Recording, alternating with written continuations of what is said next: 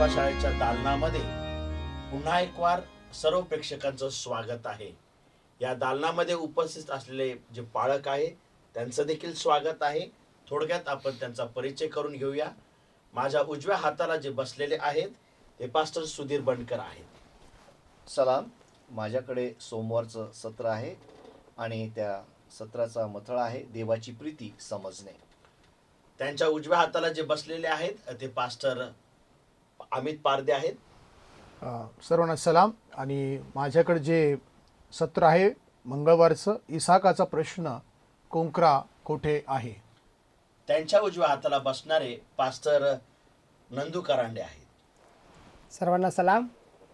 बुधवारचं सत्र माझ्याकडे आहे आणि त्याचा विषय आहे मरणाशी हाताळणी करणे. आणि त्याच्या पुढच्या सत्रामध्ये चालवण्यासाठी आपल्यामध्ये पास्टर सतीश भोसले आहेत. सर्वांना सलाम. माझ्याकडं सर्प हा गुरुवारचं सत्र आहे आणि शुक्रवारचा अधिक विचार. माझे नाव पास्टर सुमित बोरगे. मी शाबात परिचय आणि रविवारच्या सत्रावर प्रकाश टाकणार आहे. तत्पूर्वी आपण प्रार्थना करूया आणि आपल्यामध्ये सुरुवातीची प्रार्थना करण्यासाठी पास्टर अमित पारदे यांना मी विनंती करतो. प्रार्थना करूया. स्वर्गातील परमेश्वर देव बापा, ह्या शाबा शाळेच्या चर्चा सत्रामध्ये तो आम्हाला पुन्हा एकदा एकत्रित केलं, आभार मानतो. आज जो दुसरा धडा मी शिकणार आहोत त्या माध्यमातून तो आमसंगती बोल, चिन्ह, चमत्कार आणि जे काही कृपादानं परमेश्वर देव बापा पवित्र वचनामध्ये आम्हाला दिलेले आहेत त्याचा योग्य अभ्यास करण्यासाठी तो आम्हाला पवित्र आत्म्याचं मार्गदर्शन कर. या सर्व कार्याला तुझ्या हातावी सोपवतो, प्रभू येशूच्या द्वारे मागतो, आमेन. पुन्हा एक वार ह्या दुसऱ्या तिमाहीमध्ये दुसऱ्या धड्यामध्ये आपण जात आहोत. पहिल्या धड्यामध्ये आपण पाहिलेलं आहे भविष्यवाणीतील काही तत्वे. आणि या दुसऱ्या तिमाहीचा जो मथळा आहे अप्रत्यक्ष उल्लेख, सांकेतिक, चिन्ह आणि प्रतिमात्मक. बायबल भविष्यवाणीचा अभ्यास कसा करावा याविषयी आपण ह्या तिमाहीमध्ये बघत आलेलो आहोत. आज त्याच विषयाला अनुसरून उत्पत्तीचे पुस्तक भविष्यवाणीचा अभ्यास करण्यासाठी एक पाया कसा आहे त्यावर आजचा धडा आधारित आहे. भविष्यवाणीच्या पुस्तकाकडे बघण्या अगोदर आजचं सुवर्ण वचन आपण बघणार आहोत. योहानकृत शुभवर्तमान याचा पहिला अध्याय वचन 29. योहानकृत शुभवर्तमान याचा पहिला अध्याय आणि वचन 29. दुसऱ्या दिवशी त्याने येशूला आपणाकडे येताना पाहून म्हटले, हा पहा जगाचं पाप हरण करणारा देवाचा कोकरा. बायबल भविष्यवाणी म्हणलं का कुठली पण भविष्यवाणीला स्पष्टीकरणाची गरज असते. आधुनिक स्पष्टीकरणाची एक समस्या आहे आणि ती समस्या ही आहे की प्रगटीकरणाचे पुरातन मूळ ओळखण्यामध्ये ती अयशस्वी ठरलेली आहे. आणि म्हणून आपण पुढे बघत आहोत का लेखक ज्यावेळेस शास्त्र ते लिहित होते त्यावेळेस त्यांनी जुन्या कराराचे म्हणजेच पुरातन काळाचे काही वचनांचा सहारा घेतलेला आहे आपल्याला पाहायला भेट. आणि त्यांना ठाऊक आहे का ज्या श्रोत्यांना किंवा ज्या प्रेक्षकांना ते लिहित आहेत त्यांना पुरातन काळाच्या लेखकाचा काय अभ्यास आहे आणि त्या समजेतून त्यांनी लिहिलेला आहे. अशा परिचितांचा संपूर्ण बायबलमध्ये शोध घेत असताना प्रगटीकरणातील ज्या वचनाचा आपण अभ्यास करताना मागील वचन त्या वचनाशी कसे सुसंगत आहे हे फार उपयोगाचं ठरणार आहे. काही मूळ वचन आपल्याला अभ्यास उभारण्यासाठी फार महत्वाची ठरतात किंवा तिची स्थिती निर्माण करण्यास फार महत्वाची ठरतात इतर वचनांपेक्षा. हे विशेष करून उत्पत्तीच्या पुस्तकाबाबत खरं आहे किंवा सत्य आहे. प्रगटीकरणाचा जवळजवळ प्रगटीकरणात उल्लेख केलेला प्रत्येक महत्वाचा विचार कुठल्या तरी आकारात दिसतो. बायबलच्या सुरुवातीच्या अध्यायामध्येच हा प्रकार आपल्याला घडताना पाहायला भेटतो. या आठवडी आपण प्रगटीकरणाच्या मुळात जाऊन काही कल्पना बघणार आहोत, काही कल्पनांचा अभ्यास करणार आहोत, जे आपल्याला येणाऱ्या धड्यासाठी सहाय्यक ठरणार आहे. असे पुष्कळ आहेत, परंतु आजच्या धड्यातून काही मुद्दे आपण पाहणार आहोत जे येणारे धडे आपल्याला स्पष्ट करण्यास सहाय्यक ठरणार आहे. असे प्रगटीकरणाचे मुद्दे स्पष्ट करण्यापाठीमाग जे पुरातन पाया म्हणून वापरले जाणार आहेत, त्याच्यापैकी मानवाचा स्वभाव हा एक विशेष मुद्दा आहे, देव हा एक विशेष महत्वाचा मुद्दा आहे, आणि वैश्विक संघर्ष जे बऱ्या आणि वाईटामध्ये चालू आहे, येशू ख्रिस्त आणि सैतानामध्ये चालू आहे, हे मुद्दे आपण पुरातन काळातून त्यांची भावना किंवा त्यांचा छटा जे भविष्यवाणीच्या विद्यार्थ्यांना समजण्यास सहाय्यक ठरणार आहे. या विचाराने आपण पाहूया रविवारचं सत्र. पहिले नमूद केलेले तत्व किंवा पहिले उल्लेखलेले तत्व. बहुतेक विद्यालयीन कार्यक्रमाची सुरुवात सर्वसाधारण सर्वेक्षणाच्या विषयाने होते. आपण आपल्या प्राथमिक शाळेला सर्वजण जातो आणि त्यावेळेस आपण प्राथमिक विषय घेतो, पण जसं जसं आपली शिक्षणामध्ये वाढ होती तसं तसं त्या शिक्षणाच्या त्या विषयाच्या सखोलामध्ये आपण जातो. आपण पाहतो की प्राथमिक वर्गामध्ये आपल्याला विज्ञान हा विषय असतो, पण जसं जसं आपण मोठं होतो आणि विद्यालयातून विश्वविद्यालयात जातो, मग आपण त्या विज्ञानाच्या भागांमध्ये आणखी सखोलमध्ये जातो. तसंच पवित्र शास्त्राच्या विषयामध्ये देखील आहे. उत्पत्ती हे पुस्तक सर्वसाधारण सर्वेक्षण आहे आणि त्याचप्रमाणे विस्तृत आहे आणि मूळ तत्वांचा अभ्यासासाठी अंतर्भाव आहे. जसं जसं आपण पुढे शास्त्रामध्ये वाचत जातो, उत्पत्तीचा जो मूळ विषय आहे त्याच्या आणखीन सखोल आपण पुढच्या अध्यायांमध्ये त्या उभारलेल्या सत्यामध्ये जात असतो. सर्वसाधारणपणे बोलता पहिल्या वेळेस कोणताही विचार किंवा चिन्हाचा उल्लेख बायबलमध्ये केला असता उत्पत्तीच्या सुरुवातीच्या अध्यायामध्ये आम्हाला दिसून येईल की विचाराची सर्वसाधारणपणे समज स्थापित केल्या जाते आणि ही समज मग उर्वरित शास्त्राच्या भागांमध्ये कशी सखोल आणि सदृढ होत जाते हे आपल्याला पाहायला मिळतं. आणि प्रगटीकरणाच्या म्हणजेच भविष्यवाणीच्या पुस्तकांचा अभ्यास करण्यासाठी हे मूळ तत्व समजणं फार महत्वाचं आहे, कारण का ते येणाऱ्या वचनाची सुसंगत असतं. काही बायबल विद्यार्थी या कल्पनेला असं नाव देतात की प्रथम उल्लेखलेला नियम असा उल्लेख करतात, तरी त्यास अधिक योग्यपणे तत्व म्हणून चिकटवणे किंवा एक नमुना नियम म्हणून नव्हे. परंतु जरी शास्त्राचा अभ्यास करणारे जे विद्यार्थी त्याला प्रथम उल्लेखनीय असं नियम असं नाव देतात, परंतु तो नियमपेक्षा तत्व म्हटलेलं अधिक योग्य राहील असं आपल्याला इथं आढळून येत आहे. कारण ते खरोखर लोखंडाचे आवरण नाही आणि नियमाशी पुष्कळ अपवाद आहे. जो नमुना वर येताना दिसतो सामान्य बायबल अभ्यासामध्ये आणि बायबल भविष्यवाणीमध्ये दिसतो. सामान्य बायबल अभ्यासामध्ये आणि बायबल भविष्यवाणीमध्ये तो म्हणजे देव आपल्या लेकरांना वेळोवेळी माहिती पुरवितो.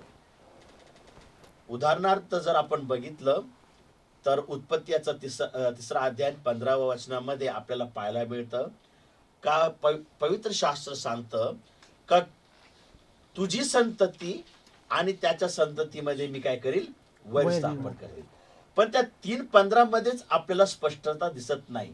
पण ज्यावेळेस आपण ख्रिस्ताच्या जन्माविषयी वाचतो, गलती 4 मध्ये वाचतो, म्हणजे पुढच्या भागात वाचतो, त्यावेळेस आम्हाला समजतं का स्त्रीची संतती येशू ख्रिस्ताला म्हणलेला आहे, नाही का. त्या 3:15 मध्ये स्पष्ट होत नाही का तुझी संतती म्हणजे नेमकं कोण. पण ज्यावेळेस आम्ही पुढे वाचतो पुढच्या अध्यायांमध्ये, त्यावेळेस आम्हाला समजतं का स्त्रीची संतती कोणाला म्हणलेला आहे, येशू ख्रिस्ताला. हे फक्त उदाहरणासाठी मी आपल्या समोर मांडत आहे. यशाया 40:7 आणि 8, मलाकी 3 आणि 6 आणि इब्री 3:8 मध्ये जर आपण वाचलं तर आपल्याला पाहायला भेटतं की परमेश्वर हा न बदलणारा देव आहे आणि परमेश्वर हा कधीच बदलत नाही. जर परमेश्वर हा बदलता देव असता तर त्याने उभारलेलं सत्य देखील बदलतं असं. आता उदाहरणच जर द्यायचं ठरलं तर परमेश्वराने हवा आदामाला सांगितलं होतं का तुम्ही त्या झाडाचे फळ खाऊ नये. आता परमेश्वर जर बदलता असता आणि हवा आदामाने जर फळ खाल्लं असतं तर कदाचित येशू ख्रिस्ताला ह्या जगात येण्याची वेळ आलीच नसती. परंतु तो न बदलणारा देव आहे म्हणून त्याची पूर्तता होण्यासाठी येशू ख्रिस्ताला खाली यावं लागलं. तुम्ही ज्या दिवशी फळ खाल त्या दिवशी मराल हे देवाने उभारलेलं सत्य होतं बरोबर. आणि ते सत्य बदलला जाऊ शकत नाही. आणि म्हणून आपल्याला पाहायला भेटतं मला की 3:7 मध्ये आणि इब्री 13:8 मध्ये येशू काल आज आणि युगानुयुग कसा आहे सारखा आहे. आधुनिक जगामध्ये सत्याविषयी जर विचार केला तर आधुनिक जगाचं म्हणणं असं आहे का सत्य युगांबरोबर बदलतं, पण हा विचार परमेश्वरासंगचा नाही. जे सत्य देवाने एकदा का उभारलं ते सत्य कायमस्वरूपी राहतं, किंबहुना येणाऱ्या दिवसामध्ये त्या सत्यावर अधिक जास्त प्रकाश टाकण्यात येतो. आणि पवित्र शास्त्रातील येणाऱ्या दिवसातील वचन पुरातन काळाच्या वचनावर आणखी प्रकाश टाकतात.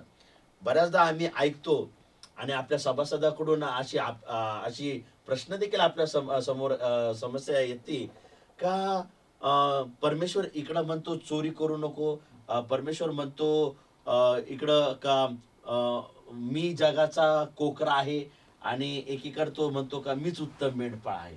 हे वादविवाद वाटतात, परंतु हेच एकमेकांवर जास्त प्रकाश टाकणारे वचन आहेत. कारण का पवित्र आत्माच हाच पवित्र शास्त्राचा कोण आहे खरा लेखक आहे.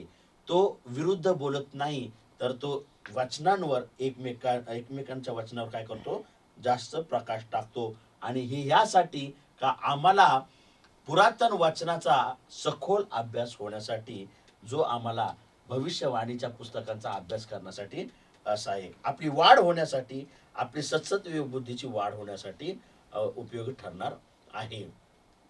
हे इतके महत्वाचे का आहे की आपण कोणालाही किंवा कशालाही मग ते कितीही मऊ किंवा तर्कशुद्ध असो आपल्या बायबल मधील विश्वास कमकुवत करावयास परवानगी द्यावी आणि खात्रीचे सत्य जे शिकवते असे काय मार्ग आहेत की हा कमकुवतपणा घडतो.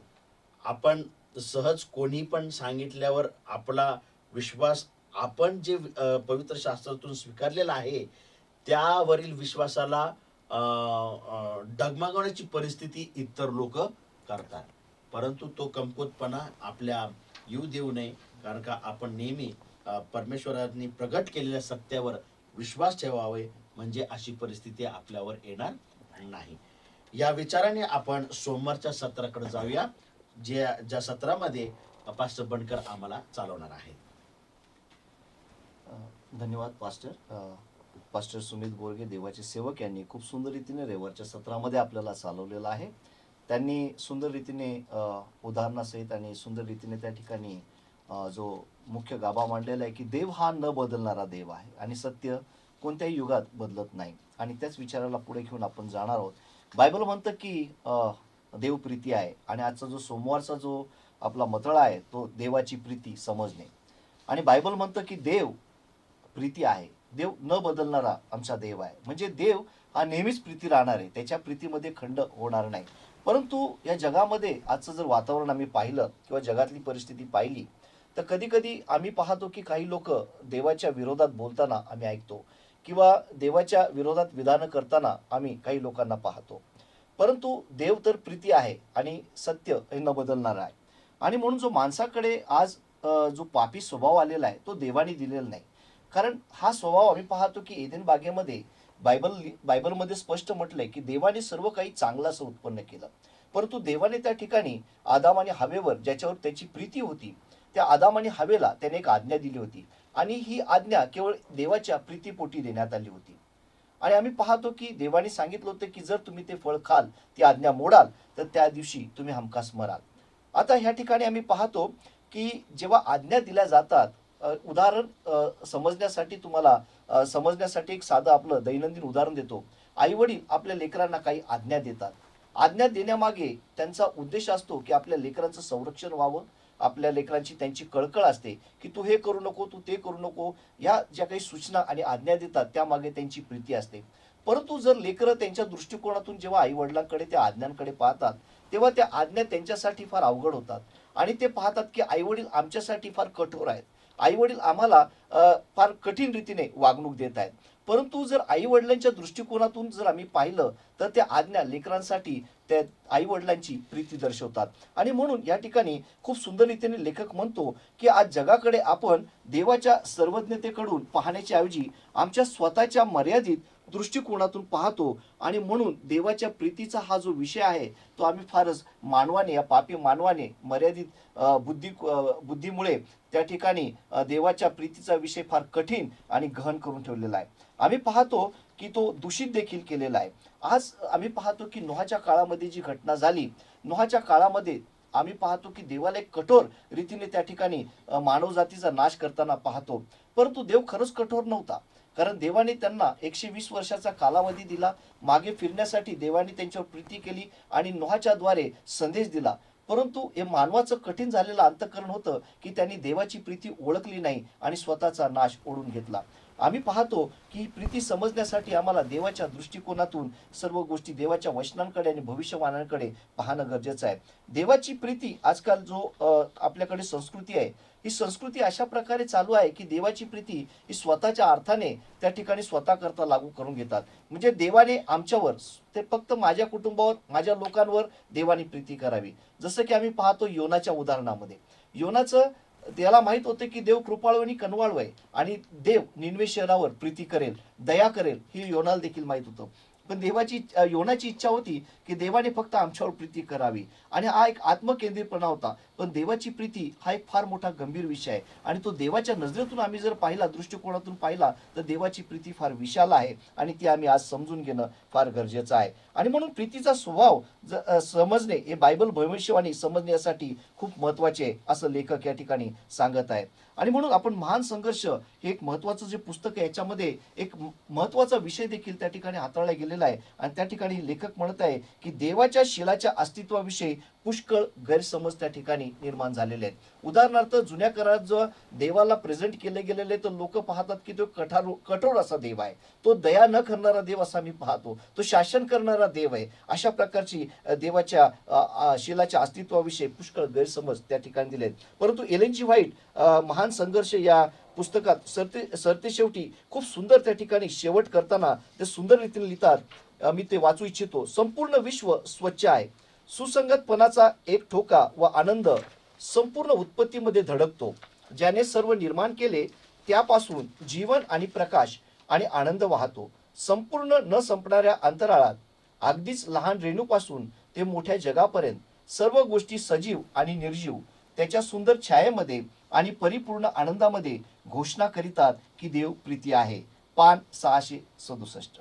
आम्ही पाहतो पुढे की उत्पत्तीमध्ये 22वा जो अध्याय आहे, त्या अध्यायामध्ये आम्ही पाहतो प्रीतीचा पहिला उल्लेख त्या ठिकाणी आलेला आहे. त्या वचनामध्ये आम्ही पाहतो उत्पत्तीचा 22वा अध्याय आणि दुसरं वचन त्या ठिकाणी आम्ही पाहतो की नमूद केलेलं आहे की एकुलता एक प्रिय पुत्र इसाक हा जो होता, हा अब्रामाचा एकुलता एक आणि अतिशय प्रिय पुत्र होता. कारण आम्हाला ठाऊक आहे की खूप वर्षानंतर परमेश्वराने इसाक याला अब्रामाच्या पोटी दिलं होतं आणि अब्रामाची त्याच्यावर खूप प्रीती होती. तो त्याचा एकुलता एक असा पुत्र होता.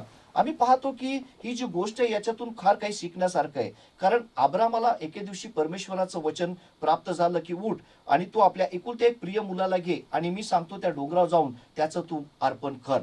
आम्ही पाहतो की त्या काळात अब्रामापुढे दोन मार्ग होते. एक तर देवाची आज्ञा मानणं किंवा देवाची आज्ञा धुडकावणं. परंतु आम्ही पाहतो की विश्वासाने अब्रामाने देवाची आज्ञा पालन करण्याचं ठरवलं आणि त्याच्यासाठी अत्यंत प्रिय असलेली अशी गोष्ट म्हणजे त्याचा एकुलता एक प्रिय पुत्र याला त्यांनी अर्पण करण्याचं ठरवलं. आणि आम्ही पाहतो की त्या ठिकाणी तो अर्पण करण्यास गेलेला आहे. त्यांनी कृतीने देखील दाखवलंय. नुसता विश्वास ठेवला नाही, परंतु त्या ठिकाणी त्यांनी इसाकाला त्या वेदीवर झोपवलेला आहे आणि मारण्यासाठी सुरा उघडला. त्यावेळेस देव आकाशातून वाण झाली की तू आपल्या एकुलता एक पुत्राला माझ्या राखून न ठेवता तू अर्पण करण्यासाठी त्याला तयार झालास आणि म्हणून त्या ठिकाणी देव म्हणत आहे की ती जी प्रीती आहे ती फार मोठी. या गोष्टीतून आम्ही पाहतो की कधी कधी काही ज्या गोष्टी देवाविषयी आलेल्या आहेत, आमच्या प्रभू येशू ख्रिस्ताविषयी शुभवर्तमानामध्ये जर आपण शोधल्या तर देवाच्या प्रीतीचा पहिला उल्लेख काही शुभवर्तमानामध्ये या प्रकारे आलेला आम्ही पाहतो. मत्तेकृत शुभवर्तमान याचा 3 अध्याय 17 वचन, त्याचप्रमाणे मार्कुस शुभवर्तमान याचा 1 अध्याय आणि 11 वचन, लूका शुभवर्तमान याचा 3 अध्याय आणि 22 वचन, या तिन्ही वचनांमध्ये जर तुम्ही गेले तर त्या ठिकाणी परमेश्वर म्हणत आहे की तू माझा परमप्रिय पुत्र आहेस आणि तुझ्याविषयी मी संतुष्ट आहे. योहान 3:16 या ठिकाणी देखील आम्ही पाहतो की प्रथम प्रीतीचा उल्लेख त्या ठिकाणी आम्हाला शुभवर्तमानामध्ये सापडतो. परंतु हा जो प्रीतीचा उल्लेख योहान 3:16 या वचनामध्ये केलेला आहे तो विशेष करून उद्बोधक आहे, कारण ते इसाकाच्या वेदीवरील गोष्टींचे निर्देश करताना आपल्याला दिसते. आताच थोडक्यात मी जी काही इसाकाची अर्पणाची वृत्तांत मी तुम्हाला सांगितला त्यामध्ये आम्ही पाहतो की त्याप्रमाणे त्यांनी आपला एकुलता एक पुत्र अर्पण करण्यास मागे पुढे पाहिले नाही, पण त्यांनी देवावर विश्वास हा ठेवला की जरी इसाकाचं अर्पण झालं तरी देव त्याला मला पुन्हा जिवंत करून माझ्या हातात देण्यासाठी समर्थ आहे, हा त्याचा विश्वास होता. आणि म्हणून लेखक या ठिकाणी लिहित आहे की अब्रामाचा देवामधील विश्वास असा होता की त्याने त्याच्यावर भरोसा ठेवला. त्याने विश्वास ठेवून निवड केली की जर तो अर्पणाच्या प्रक्रियेतून गेला तर देव त्याच्या मुलाला जिवंत करेल. आणि हीच गोष्ट आम्ही पाहतो की देवाने अब्रामाने मानवजातीसाठी देव किती प्रीती करतो याचं एक ज्वलंत उदाहरण अब्रामाने आपल्या जीवनातून दिलं होतं. आणि तीच गोष्ट आम्ही पूर्तता झाल्याची पाहतो. देवाने त्याचा एकुलता एक पुत्र प्रभू येशू ख्रिस्त याला देखील राखून न ठेवता त्याचं अर्पण आमच्यासाठी केलं आणि त्याला मरणातून त्या ठिकाणी आमच्यासाठी उठवलेलं आहे. आणि म्हणून आम्ही पाहतो की प्रभू येशू ख्रिस्ताचं मरणातून उठणं आणि आमच्यासाठी वधस्तंभावरील मरण आणि अर्पण हे एक स्वअर्पणाची प्रीती देवाने जी आमच्यासाठी केलेली आहे आणि आम्हाला ती दिलेली आहे. मग आज हा प्रश्न आहे की देवाने आमच्यावर निस्वार्थी प्रीती केली, देवाने आमच्यावर इतकी प्रीती केली की त्याने आपला एकुलता एक पुत्र आमच्यासाठी राखून ठेवला नाही तर तो आम्हासाठी दिला. मग आज आम्ही इतरांसाठी ती स्व अर्पणाची प्रीती कशा प्रकारे प्रगट करू शकतो? बरेचदा आम्ही या गोंधळामध्ये आजही अडकलेलो आहोत की आम्ही निस्वार्थी प्रीती करू शकत नाही. कारण बरेचदा आम्ही म्हणतो जर आमचा कोणाशी वाद असला तर तो माझ्याशी पहिला बोलेल, मी का त्याच्याशी बोलू. पण आम्ही पाहतो की बऱ्याचशा गोष्टी यामध्ये आम्ही मानवी दृष्टिकोनातून पाहतो, पण आज आम्ही देवाच्या दृष्टिकोनातून आम्ही पाहणं गरजेचं आहे. आम्ही येशू ख्रिस्ताप्रमाणे निस्वार्थी प्रीती करणं गरजेचं आहे. आम्ही कोणी प्रभू येशू ख्रिस्ताला आमच्या पापासाठी बलिदान व्हावं म्हणून विनंती केली नाही, तरी देखील तो आमच्या सर्वांच्या पापासाठी बलिदान झाला. तो स्वतः आला आणि त्यांनी निस्वार्थी प्रीती आमच्यावर केली. आज त्याच प्रीतीची अपेक्षा देव आमच्याकडे करतो आणि देवाची प्रीती शेवटच्या काळात आम्ही जाणून घ्यावी. देवाच्या आज्ञा कठोर नाहीत, देवाच्या भविष्यवाण्या त्याच्यामध्ये देवाची प्रीती दडलेली आहे आणि त्याची उकल होणं गरजेचं आहे. आणि म्हणून देवाला समजण्यासाठी, देवाची प्रीती भविष्यवाणी समजण्यासाठी आम्ही देवाची प्रीती देखील समजून घेणं गरजेचं आहे. आज या ठिकाणी हा महत्वाचा विषय आहे की आम्ही जशी देवाची स्वअर्पणाची प्रीती इतरांवर कशी करू शकतो, तर आम्ही जसं आम्हाला येशूने आज्ञा दिली की जशी आपणावर तशी आपल्या शेजाऱ्यावर प्रीती कर. आम्ही इतरांना क्षमा करून त्या स्वअर्पणाची प्रीती इतरांवर करू शकतो. आम्ही त्यांच्या गरजा भागवून आम्ही त्यांच्यासाठी प्रार्थना करत आम्ही देवाची प्रीती त्यांच्यासाठी प्रगट करू शकतो. आणि ह्याच विचाराने आज या ठिकाणी आम्ही थांबत आहे की देवाची जी प्रीती आहे प्रियांनो ती आज आम्ही समजून घेणं गरजेचं आहे. देव कठोर नाही, देव कुठल्याही प्रकारे आम्हाला शासन लगेच करणारा नाही, परंतु देव आम्हाला वेळ आणि समय देणारा आहे. आणि म्हणून देवाला आम्ही देवाच्या प्रीतीला आज जगात आम्ही समजून घेणं गरजेचं आहे. फार छान पास्टर बनकर, सुंदरसा प्रकाश सोमवारच्या सत्रावर तुम्ही टाकलेला आहे. देवाबद्दलचा चुकीचा ग्रह जो लोकांमध्ये झालेला आहे तो आपण दूर केलेला आहे. यावेळेस मंगळवारच्या सत्राकडे जाताना मी पास्टर अमित पारदे यांना विनंती करतो का ते आपल्याला या सत्रातून चालवतील. धन्यवाद पास्टर बोरगे, आपलं मी आभार मानतो. पुन्हा मला ही संधी तुम्ही दिलेली आहे आणि पास्टर बनकर यांनी देखील छान रीतीनं विश्लेषण केलेलं आहे की देव हा प्रीतीचा देव आहे. आणि ही एक साखळी आपण पाहतो उत्पत्तीपासूनच की कशा रीतीनं परमेश्वर आपल्या सर्वावर प्रेम करतो आणि त्यानं आपल्या तारणासाठी किती महान तरतूद केलेली आहे. आजच्या माझ्या चर्चासत्राचा जे हेडिंग आहे किंवा शीर्षक आहे इसहाकाचा प्रश्न कोंकरा कोठे आहे? हा एक महत्त्वाचा प्रश्न इसहाकानं विचारलेला आपण पाहतो. बायबलमध्ये पहिले उल्लेख केलेले सेह, इब्रीमध्ये कोंकरा, ह्या गोष्टीमध्ये प्रथम आपण एक वाक्य पाहतो. कोंकरा आणि प्रीती, उत्पत्ती 22 मध्ये दोन शब्द आपण पहिल्यांदा एकत्र आलेले आपण पाहतो. आणि प्रकटीकरणामध्ये एक चिन्ह आपल्याला सापडतं आणि ते म्हणजे कोंकरा. हे चिन्ह फार महत्त्वाचे, लक्षात घ्या. ज्यावेळेस आपण या धड्यांचा अभ्यास करत आहोत, दानिएल आणि प्रकटीकरण, याच्यामध्ये हे चिन्ह अतिशय महत्त्वाचं आहे आणि ते म्हणजे कोंकरा. प्रकटीकरणाच्या पुस्तकामध्ये 20हून अधिक वेळा या शब्दाचा उल्लेख आपल्याला सापडतो.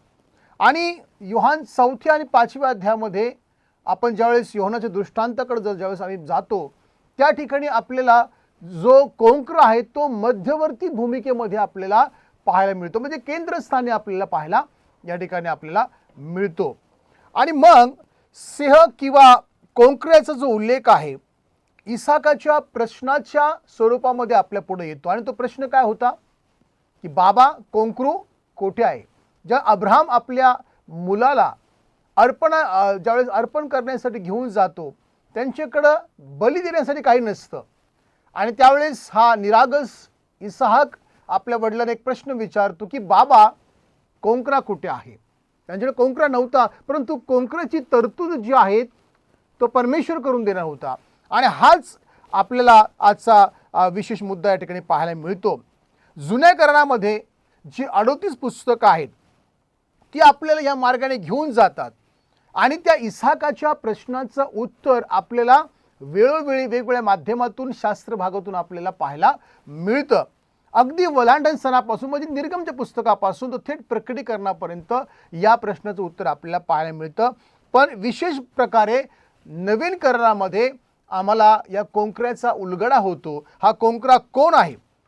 आणि मग ज्यावेळी येशू ख्रिस्त रक्त आणि मांसाबरोबर कुठे येतो? जगामध्ये येतो.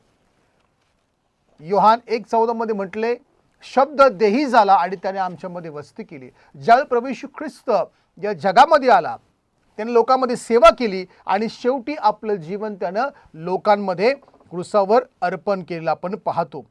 योहानाच्या शुभवर्तमानामध्ये आपण काय पाहतो की योहान बाप्तिस्मा करणारा या कोंकऱ्याकडे निर्देशित आपल्याला करतो की पहा, जगाचं पाप हरण करणारा देवाचा कोंकरा. म्हणजे हे चिन्ह आपण जे उत्पत्ती 22 मध्ये पाहतो ते आपण उत्पत्तीच्या नंतर आपण वेगवेगळ्या शास्त्रलेखामध्ये पाहतो. आणि विशेष प्रकारचा उलगडा आपल्याला कुठं होतो? योहानाच्या पुस्तकामध्ये, शुभवर्तमानामध्ये आपल्याला याचा उलगडा आपण झालेला पाहतो. ज्यावेळेस परमेश्वरनं काय केलं बरं? आपल्या वाणीद्वारे दुजोरा दिला.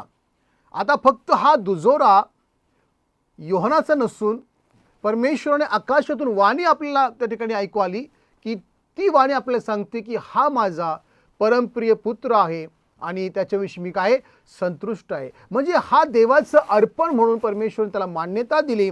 आणि प्रियानो, आपण पाहतो की हाच उपाय आहे जो स्वर्गातून परमेश्वराने आपल्यासाठी पाठवला. आपल्या तारणासाठी, आपल्या उद्धारासाठी जो कोंकरा आहे तो परमेश्वराने पाठवला आणि हाच उपाय आहे. पहा, जगाचं पाप हरण करणारा देवाचा कोंकरा हा अब्राहम आणि इसहाक यांच्या समस्येवर उपाय आहे. हा पापावर उपाय आहे. आणि हे चिन्ह कोंकऱ्याच्या रूपाने आपल्याला अधिक पाहायला मिळतं. प्रियानो, ज्यावेळेस आपण हे धागे एकत्र विणतो उत्पत्तीपासून तर प्रकटीकरणामध्ये, त्यावेळेस आपल्याला पाहायला मिळतं की कोंकरा हा एक महत्त्वाचं चिन्ह आपण पाहतो, जे येशू ख्रिस्ताचं दर्शक आहे, जे आपल्या पापासाठी आणि जगाच्या पापासाठी त्या ठिकाणी त्याचा वध केला जाणार आणि त्याच्याद्वारे आपलं तारण होणार. या गोष्टी आपल्याला या ठिकाणी पाहायला मिळतात. तर प्रियांनो, पापाच्या समस्येवर कोंकरा हा एक प्रभावी उपाय परमेश्वराने आपल्याला दिलेला आहे. आणि प्रभू येशू ख्रिस्त योहानाच्या शुभवर्तमानामध्ये आणि प्रकटीकरणामध्ये एक प्रभावी चिन्ह म्हणून पुढे येतो, जो आपल्या पापाचं काय निरासन करणारा, उपाय करणारा आणि प्रकटीकरणाच्या पुस्तकामध्ये तो जगाचा उद्धार करता म्हणून आपल्याला त्या ठिकाणी पाहायला मिळतो. येशू ख्रिस्त आमचा बदली आहे आणि आमच्या तारणासाठी तो फार महत्त्वाचा काय आहे, एक ब्रिज आहे, एक पूल आहे, हे आपण या ठिकाणी पाहतो. तर आपण या चिन्हाला अधिक समजून घेणं गरजेचं आहे. आणि जो इसकाचा प्रश्न होता की कोंकरा कुठं आहे, तर कोंकरा हा प्रभू येशू ख्रिस्त आहे, जो आपल्याला योहनाच्या शुभवर्तमध्ये आणि प्रकटीकरणाच्या पुस्तकामध्ये एका चिन्हाच्या रूपानं आपल्याला पाहायला मिळतो. आणि देवानं आपलं कार्य केलं आणि त्याचं उत्तर आपल्याला दिलं की वधलेला कोंकरा म्हणजे येशू ख्रिस्त हाच तुमच्या आणि माझ्या पापावर उपाय आहे. परमेश्वर आपणास आशीर्वाद देव. फार सुंदर प्रकाश आपण मंगळवारच्या सत्रावर टाकलेला आहे पास्टर अमित. थँक्यू. इसाकाचा प्रश्न अब्रामाने दिलेला आहे आणि येशूच हा कोकरा, ज्या कोकऱ्याविषयी इसाकाने प्रश्न विचारलेला आहे. या विचाराने आपण पुढच्या सत्रामध्ये सहभागी होणार आहोत. पुढचं सत्रामध्ये चालवण्यासाठी आपल्यामध्ये, बुधवारचं सत्र चालवण्यासाठी आपल्यामध्ये पास्टर कारंडे आहेत. धन्यवाद सुमित साहेब. आज फार सुंदररित्या प्रत्येक सत्रावर आपण अध्ययन करत असताना आणि समजून घेत असताना परमेश्वराचं पवित्र नाव उंच होत आहे आणि पवित्र आत्म्याचं मार्गदर्शन होत आहे. मी पास्टर अमित साहेबांचं देखील मनापासून आभार मानतो, कारण त्यांनी फार चांगल्या प्रकारे परमेश्वराच्या पवित्र वचनातून आज आपल्याला समज दिलेली आहे. आज बुधवारचं जे सत्र आहे त्याचा मथळा असा आहे की मरणाची हाताळणी करणे. हा फार जिव्हाळ्याचा शब्द आहे, जिव्हाळ्याचा प्रश्न आहे आणि याच्याविषयी समजून घेणं फार फार गरजेचं आहे. कारण मरण आणि तारण या दोन शब्दावर संपूर्ण पवित्र शास्त्र आणि त्याची वचन आणि त्याची शिकवण आधारित आहे. जर मरणाचा प्रश्न नसता तर तारणाची योजना आली नसती. आणि म्हणून मरण हे काय आहे, तर पवित्र शास्त्र सांगतं त्याप्रमाणे पापाचं वेतन आहे. आणि हे वेतन म्हणजे एक पगार आहे आणि ते आपल्याला स्वीकारावंच लागेल. आणि हेच लोकांना वारंवार समजून सांगून देखील त्या मरणाबद्दल ते अजाण आहेत. मरण हे स्वाभाविक स्वरूपाचं नाही आहे, तर मनुष्याच्या जीवनामध्ये मरण हे एक आपल्यावर आलेलं संकट आहे. आणि हे संकट हाताळण्यासाठी परमेश्वराने उपाययोजना केलेली आहे. आणि देवबाप आपण मरू नये याकरिता त्याने आमच्यावर केलेली प्रीती आज अगापे प्रेम म्हणून आपल्यासमोर आलेली आहे. या प्रीतीविषयी आपण शिकत असताना मरणाला कसं हाताळलं पाहिजे, म्हणजेच त्याविषयी जाणून कसं घेतलं पाहिजे, त्याविषयी अजाण नसलं पाहिजे, याविषयी आज आपण या पवित्र वचनाकडे लक्ष देणं गरजेचं आहे. पवित्र शास्त्रात उत्पत्तीच्या पुस्तकात 2 अध्यायात आणि 15 ते 17 वचनात म्हटलंय की एदेनामध्ये जी बाग आहे त्यामध्ये यथेच्छ फळं खाण्याची परवानगी दिलेली आहे. आणि त्यामध्ये जर का ते नको त्या म्हणजे वाईटाचं जे फळ खाशील तर तू खास मरशील ही आज्ञा केली गेली होती. परंतु तीच गोष्ट घडल्यामुळे मरण हे आलेलं आहे. दुसऱ्या महत्त्वाच्या गोष्टीमध्ये जर आपण पाहतो की उत्पत्ती 4:8-15 मध्ये पाहिलेलं आहे की 2 भाऊ आहेत, हाबेल आणि काईन, आणि या दोघांच्या मध्ये अशा प्रकारची घटना घडलेली आहे की हाबेलाचा खून काईनाने केलेला आहे. म्हणजे या 3-4 वचनाच्या द्वारे आम्हाला एक निष्कर्ष पाहायला भेटतो की मरण आपणावर ओढवलेलं आहे. मरण हे आपल्याकडे आलेलं आहे आणि मरणावर विजय मिळवणे किंवा मरणावर हाताळणी करणे किंवा मरणाबद्दल जाणून घेणं आज प्रभू येशू ख्रिस्ताची इच्छा आहे.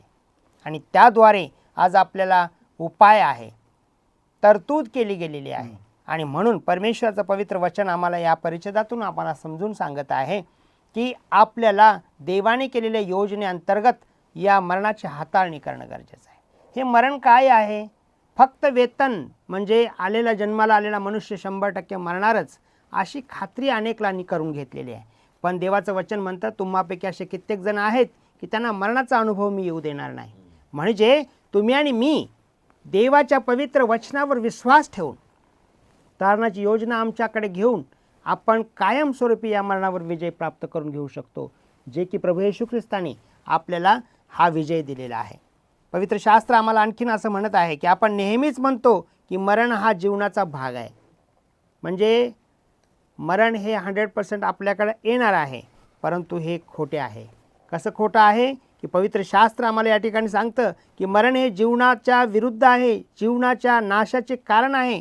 ते एक परग्रहवादी आगंतुक आहे, तो कधीच आमच्या इथल्या अनुभवाचा भाग नव्हता. म्हणजे मरण चालून आलेली गोष्ट आहे आणि त्याला आपण बाजूला करू शकतो जर देवाची योजना आपल्या जीवनामध्ये यशस्वी आपण करू शकलो तर. जर का मरणाविषयी आपण हाताळणी केली तर, मरणाविषयी आपण अधिक जाणून घेतलं तर. आणि म्हणून आपल्या 27 बिलीफ्समध्ये सगळ्यात महत्त्वाचं हे आहे की मरणावस्था तुम्ही जाणली पाहिजे. मरणाची जी अवस्था आहे, मरणानंतर काय आहे हे जाणून घेणं फार फार गरजेचं आहे. पवित्र शास्त्रामध्ये असं म्हटलेलं आहे की उत्पत्ती 4, 8 आणि 15 यामधला जर शास्त्रभाग वाचला किंवा त्यातले मुद्दे वाचले तर धार्मिक मुलाचा अधार्मिक मुलाने खून केलेला आहे. आणि पुढे जाऊन आपण पाहतो की अधर्माकानी म्हणजे जे धर्मी नाहीत अशा लोकांनी धार्मिकाचा खून केलेला आहे. म्हणजे प्रभू येशू ख्रिस्ताला सुळावर दिलेलं आहे.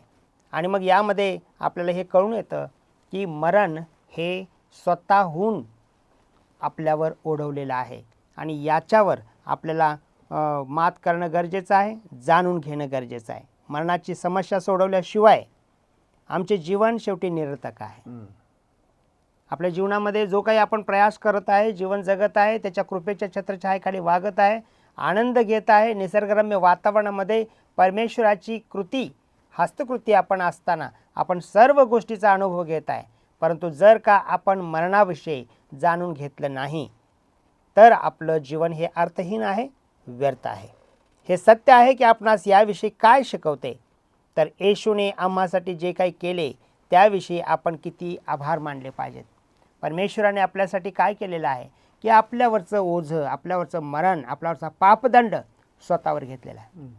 आणि त्याद्वारे जसं की एक उदाहरण म्हणून सांगू इच्छित आहे की जसं की शरीरात एखादा आजारपण आला किंवा रोग आला तर त्याला रोग प्रतिकार शक्तीची गरज असते, तेव्हा तो रोग बरा होतो.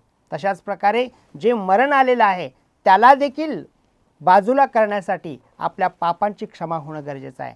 कारण पापाचं वेतन हे मरण आहे. आणि मग जेव्हा पापाची क्षमा होते तेव्हा आपण या मरणावर मात करू शकतो, म्हणजे आपल्याला विजय प्राप्त होऊ शकतो. आणि म्हणून हीच समस्या आपल्या जीवनामध्ये नेहमी तट धरून आहे की आपल्याला मरणाच्या अधीन व्हावं लागतं, मरणाच्या स्वाधीन व्हावं लागतं. पण परमेश्वर आपल्याला सार्वकालिक अनंतकालिक जीवन देऊ इच्छित आहे. आणि म्हणून त्याकरिता देवाच्या पवित्र नावामध्ये देवाची पवित्र जी इच्छा आहे ते जाणून घेणं आणि अरे मरणा तुझा विजय कुठे, तुझे नांगे कोठे असं म्हणणारा जो विजयी झालेला प्रभू येशू ख्रिस्त आहे त्याच्याद्वारे सार्वकालिक जीवन आपण प्राप्त करून घेतलं पाहिजे. आणि म्हणून या धड्याचा अभ्यास करत असताना आपण मरणाविषयी अजाण नसावं. मरणाबद्दल आपण त्याच गोष्टीमध्ये आपण धीर सोडू नये, तर परमेश्वराच्या पवित्र वचनाचा आधार आणि विश्वास ठेवून देवाच्या पवित्र नावाला धन्यवाद देत आज आपण सार्वकालिक जीवनाच्या वाटेवर मरण यावर मात करावी आणि सार्वकालिक आणि अनंतकालिक जीवन आपण स्वीकारावं. आणि या मरणानंतर एक जीवन आहे, ही जी आशा आहे ती आशा आपण बळकट धरावी. अशा प्रकारचं विशेष प्रकारचं जे काही देवाच्या वचनातून आलेलं मार्गदर्शन आहे ते मी आज तुम्हासमोर मांडत आहे. परमेश्वर देवबाप याद्वारे तुमच्या आणि माझ्या जीवनामध्ये जो काही सार्वकालिक जीवनाचा वाटा आहे तो मिळो ही माझी प्रार्थना आहे.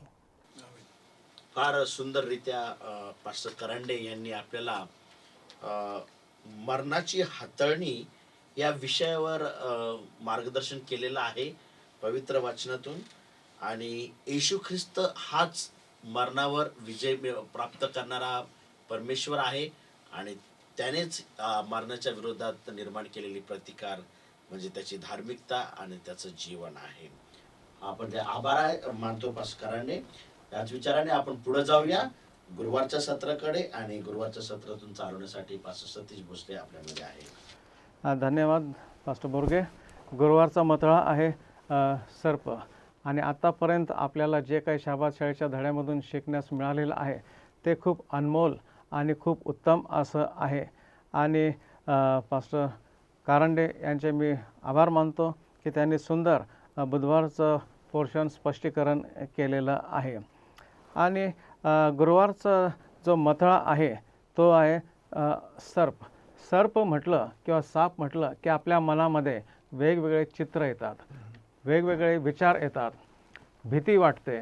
आणि हा असा प्राणी आहे की कोणीच त्याला आपल्या घरामध्ये, घराच्या परिसरामध्ये ठेवण्याची इच्छा बाळगत नाही. सैतानाची तुलना श्वापदासंगती किंवा सापासंगती केलेली आहे, कारण की आपल्याला माहीत आहे की उत्पत्तीच्या पुस्तकामध्ये जेव्हा पाप प्रवेश झाला त्यावेळेस सैतानाने किंवा लुसिफरने सापाचं स्वरूप धारण केलं होतं.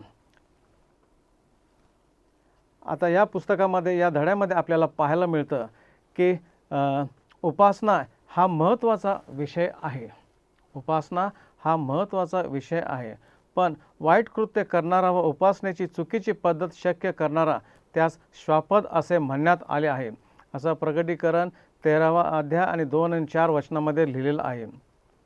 आणि या पतन पावलेल्या चेरोबाचे, सर्पाचे वर्णन हा अपघात नव्हे, ते आपणास स्पष्टपणे मागे एदेनाकडे निर्देश करते, जेथे सर्पाने सुख लोकात प्रवेश केला व उत्पन्नकर्त्याविरुद्ध आदाम आणि हवेला बंड करण्यासाठी मन वळविले. पापाचा या जगामध्ये प्रवेश कसा झाला, मरणाचा या जगामध्ये प्रवेश कसा झाला, मनुष्याने सैतानाची बाजू घेऊन परमेश्वराच्या विरुद्ध बंड कसा केला, हे आपल्याला शास्त्रामध्ये, उत्पत्तीच्या पुस्तकामध्ये पाहायला मिळतं. पण परमेश्वर चांगला आहे, परमेश्वर दयाळू आहे, परमेश्वर मंदक्रोध आहे. त्याने मनुष्याला असं एकटं सोडलं नाही. आणि आपण या शेवटच्या काळामध्ये जगत असताना या शास्त्राचा अभ्यास करणं खूप महत्त्वाचं आहे. पवित्र शास्त्रामध्ये असे 2 वृत्तांत आहेत ज्यामध्ये सैतानाने संपूर्ण जगास बहकून टाकले. उत्पत्तीमध्ये जेव्हा 2च लोक अस्तित्वात होते, आणि नंतर प्रकटीकरण 12 आणि 13मध्ये दिलेला वृत्तांत ज्यामध्ये सैतानास जो सर्व जगास ठकविणारा म्हणून ओळखण्यात आले आहे, असं प्रकटीकरण 12:9मध्ये लिहिलेलं आहे. आणि जो समुद्र श्वापदाला सत्ता देतो, यासाठी की तेव्हा सर्व पृथ्वी आश्चर्य करीत त्या श्वापदा मागून गेली. प्रकटीकरण 13वा अध्याय 2 आणि 3 वचनामध्ये याचा उल्लेख आहे. बायबल भविष्यवाणीमध्ये एक विषय सापडला आहे, तो म्हणजे महान संघर्षाचे न बदलणारे स्वरूप. देवाचे शील आणि वचन बदलत नाही आणि सैतानाची महत्त्वाकांक्षाही बदलत नाही. पण आपल्याला निर्णय घ्यायचा आहे, आपल्याला त्याचा अभ्यास करायचा आहे. आणि परमेश्वर याची दया, याचं प्रेम सनातन आहे, त्याच्या मार्गाने आपण चालणं गरजेचं आहे. सुदैवाने, कारण महान संघर्षाचे स्वरूप बदलत नाही आणि कारण भविष्यवाणीच्या वचनांमध्ये आपणाकडे स्पष्ट उल्लेखाचे मुद्दे आहेत. ख्रिस्ती लोक चांगली छाननी करून हे ओळखतात की आध्यात्मिक अडचण कोठे आहे. देव नेहमीच तो जो आहे तोच राहणार. सैतान कदाचित हजारो सोंग घेईल, परंतु हजारो वर्षाच्या मानवाच्या पतनाच्या इतिहास प्रकटीकरणामध्ये भविष्यवाणीच्या दृष्टात जोडून चित्रित करण्यात आला आहे. ते हेच प्रदर्शित करते की तो कधीच आपल्या एदेनेतील खेळातील योजनेपासून सैतान दूर जात नाही. देवाने आपणास ज्ञान व चाणक्षपणाचे अभिवचन दिले आहे. याकोब 1:5 असं सांगत आहे, म्हणून जर तुमच्यामध्ये कोणी शहाणपणात उणा असेल तर त्याने ते देवाकडे मागावे, जो सर्व लोकांना उद्धार हस्ते देतो आणि जो दोष शोधत नाही, असा देव ते त्याला देईल. आणि पवित्र शास्त्राच्या खात्रीने शास्त्र सज्ज केलेले आहे. आपण सैतानाच्या लबाडीला बळी पडू नये. दुर्दैवाने पुष्कळ जण त्याला बळी पडले आहेत आणि पुष्कळ, अगदी बहुसंख्य बळी पडतील. शुक्रवारच्या सत्रामध्ये असं उल्लेख केलेला आहे.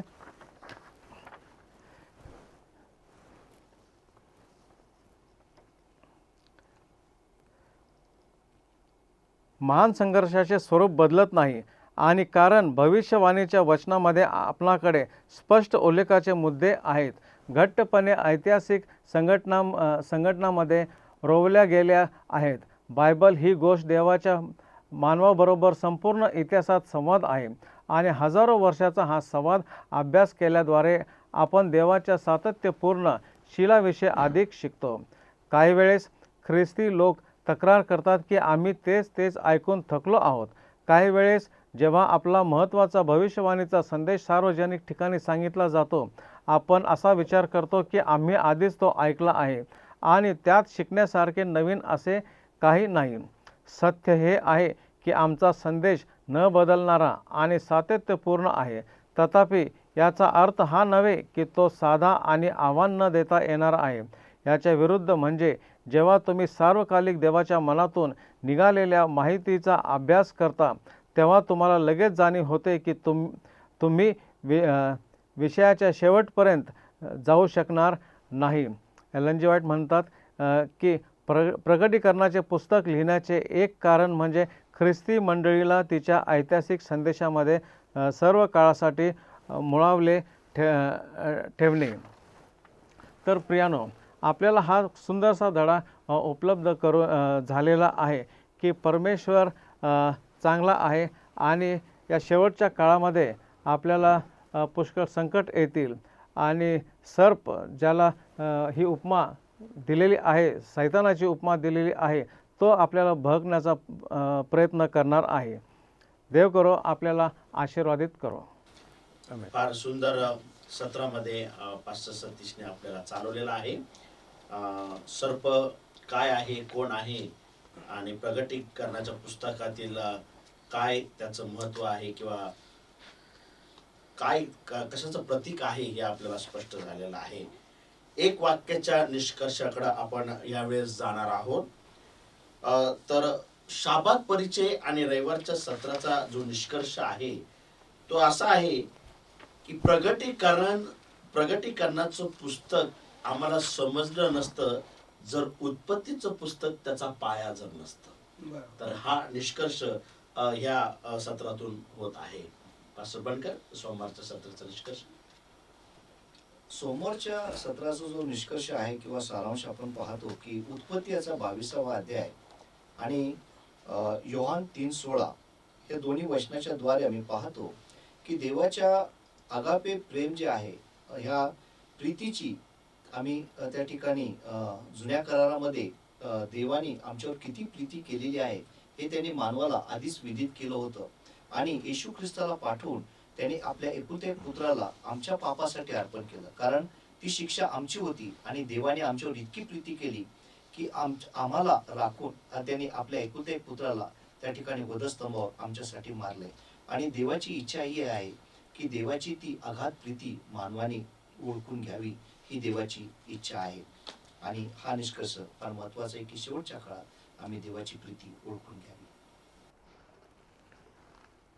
आपण ज्यावेळेस मंगळवारच्या धड्याचा सारांश आपण पाहतो त्यावेळेस उत्पत्ती 22 पासून तर प्रकटीकरण याच्या शेवटल्या पुस्तकापर्यंत आपल्याला एकच निष्कर्ष या ठिकाणी पाहायला मिळतो.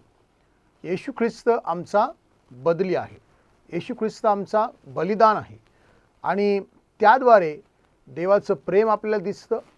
त्याद्वारे येशू ख्रिस्त हा किती अद्भुतरित्या आमचा तारणहार म्हणून त्या ठिकाणी आला हे आम्हाला चित्र दिसतं. आणि एक प्रभावी चिन्ह आहे. कोंकरा हे पवित्र शास्त्र तर अत्यंत प्रभावी चिन्ह आहे जे आपल्या बलिदानाकडे काय करतं, आपल्याला निर्देशित करतं. आणि येशू ख्रिस्त आपला उद्धारकर्ता आहे, आपला बदली आहे हे आम्हाला या ठिकाणी दर्शवतं. हा निष्कर्ष आपण मंगळवारच्या या धड्यातून आपण पाहतो. आज बुधवारचा जो मतळा आहे, मरणाची हाताळणी करणे, याविषयीचा माझा सारांश असा आहे की मरण हे शेवट नाही, मरणानंतर एक जीवन आहे. आणि म्हणून प्रत्येक विश्वासणाऱ्या भक्तगणाने मरणाबद्दल जाणून घेऊन सार्वकालिक जीवनाच्या वाटेवर चालावं. आणि आध्यात्मिकरित्या आपल्याला सार्वकालिक जीवन प्रभू येशू ख्रिस्ताच्या दयेने प्राप्त झालेलं आहे आणि त्याच्या मरणामध्ये आपल्या मरणाचा अंत झालेला आहे आणि आम्हाला सार्वकालिक जीवन मिळालेलं आहे. हे जाणून घेणं हाच माझा या शब्दाच्या द्वारे सारांश आहे. गुरुवारचा सारांश. प्रगटीकरणाच्या पुस्तकात उपासना हा महत्त्वाचा विषय आहे आणि सर्प जे मथळा आहे गुरुवारच्या सत्राचा की तो सैतानाचा दर्शक आहे. आणि विशेष म्हणजे आपल्याला ह्या धड्यामध्ये पाहायला मिळतं की शेवटच्या काळामध्ये आपण जगत असताना हे जाणून घेणं खूप आवश्यक आहे की बायबल भविष्यवाणीमध्ये एक विषय सापडला आहे, तो म्हणजे महान संघर्षाचे न बदलणारे स्वरूप. देवाचे शील आणि वचन बदलत नाही आणि सैतानाची महत्त्वाकांक्षाही बदलत नाही. फार सुंदर प्रकाश आजच्या या धड्यावर टाकण्यात आलेला आहे. सर्व सेवकांचे आभार मानतो आणि यावेळेस आमच्या प्रेक्षकांना विनंती करतो, जर आपल्याला हा व्हिडिओ आवडला असेल तर कृपया करून लाईक करा, आपल्या सगळ्या सोबत्यांसंग हा सामायिक करा, शेअर करा आणि जर तुम्ही आमच्या चॅनलवर नवीन असाल तर सबस्क्राईब करा आणि आध्यात्मिक उन्नतीसाठी असे व्हिडिओ पाहण्यास बेल आयकॉनचं बटन दाबा. तुम्ही आपल्या प्रार्थना विनंत्या आम्हाला digitalwiu@gmail.com या ईमेलवर आपल्या प्रार्थना विनंत्या पाठवू शकता आणि तसंच येणाऱ्या व्हिडिओसाठी आमच्या संग जोडून राहू शकता. यावेळेस या सत्राचा शेवट करण्यासाठी आपल्यामध्ये शेवटची प्रार्थना पास्टर सुधीर बनकर हे करतील अशी मी त्यांना विनंती करतो. आपण प्रार्थना करू. स्वर्गातील आमच्या महान अति थोर जिवंत प्रेमळ देव बापा, आजच्या या चर्चा सत्रामध्ये प्रभू तुम्ही खूप सुंदर रीतीने पवित्र आत्म्याच्या द्वारे आमचं सर्वांचं मार्गदर्शन केलं. प्रभू, जे काही आध्यात्मिक मानना आजच्या या चर्चा सत्राच्या द्वारे आमच्यापर्यंत पोहोचलेला आहे, किंबहुना प्रभूजी अनेक श्रोत्यांपर्यंत पोहोचत असताना आम्ही तुम्हाला धन्यवाद देतो. प्रभू, याद्वारे प्रत्येकाची ऐकणाऱ्याची आध्यात्मिक उन्नती व्हावी आणि या शेवटच्या काळात प्रभू आम्ही तुमची प्रीती समजून घ्यावी, भविष्यवाणी समजून घ्यावी अशी दया आणि कृपा करा. धन्यवाद. आजच्या सर्व आशीर्वादाबद्दल आम्ही तुमचे उपकार मानतो. येशू ख्रिस्त आमचा प्रभू आणि तारणारा, याच्या नावात प्रार्थना केली म्हणून तुम्ही ऐका. आमेन. भेटूया पुढील आठवडी एका नवीन धड्याबरोबर. तोपर्यंत सर्वांना ख्रिस्तामध्ये सलाम. चला.